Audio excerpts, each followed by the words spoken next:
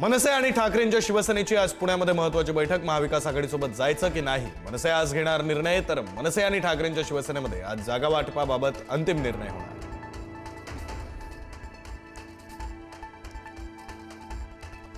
ठाकरेंच्या शिवसेनेचा जागा निश्चित झालेल्या उमेदवारांना फोन. आज शिवसेना भवनमध्ये बैठक. उमेदवारांचे एबी फॉर्म विभाग प्रमुखांकडे दिले जाणार. तिकीट न मिळालेल्यांना उद्धव ठाकरे स्वतः भेटणार.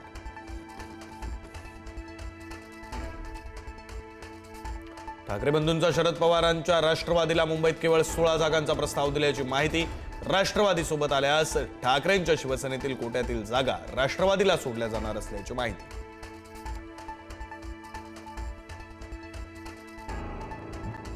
पुण्यामध्ये दोन्ही राष्ट्रवादीची युती फिसकटल्यानंतर आज शरद पवार, अजित पवार आणि सुप्रिया सुळे एकाच मंचावर येणार. बारामतीतील कार्यक्रमामध्ये काका पुतणे एकाच मंचावर येणार.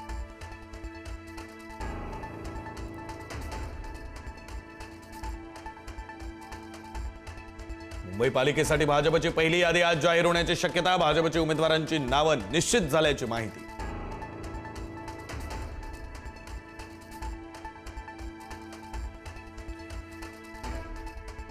मुंबईमध्ये भाजप आणि शिवसेनेमध्ये जागांच्या अदलाबदलीचा गुंता कायम. भाजपच्या 128 जागा आणि शिवसेनेच्या 79 जागांवर एकमत. उर्वरित 20 जागांचा निर्णय फडणवीस आणि शिंदे घेणार.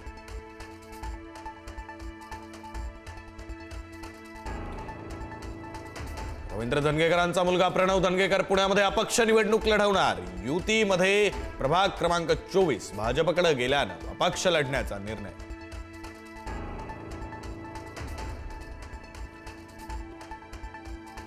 उपमुख्यमंत्री अजित पवारांकडून बारामतीतील विकास कामांची पाहणी. बारामती बसस्थानकातील प्रवाशांना मिळणाऱ्या सुविधांची घेतली माहिती. पाहणी दौऱ्यावेळी अजितदादांची चाय पे चर्चा.